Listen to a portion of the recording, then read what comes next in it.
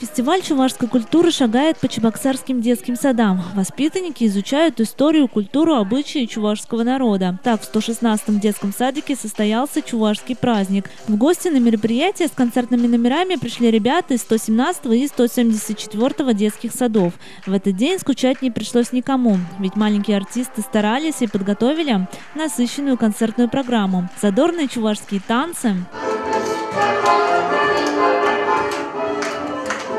песни на чувашском языке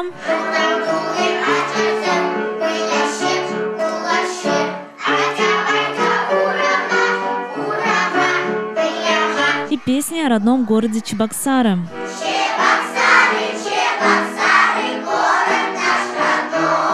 Фестиваль народной культуры стал доброй традицией. Он проводится в дошкольных образовательных учреждениях каждый год. Благодаря таким мероприятиям детсадовцы узнают больше о выдающихся деятелях Чувашии, изучают чувашский язык, знакомятся с артистами. Сами воспитатели говорят, что традиция этого праздника будет продолжена, а любовь к чувашской культуре должна прививаться с малых лет. Все живем в Чувашии, поэтому воспитатели, педагоги, я считаю, обязаны прививать любовь к чувашскому краю.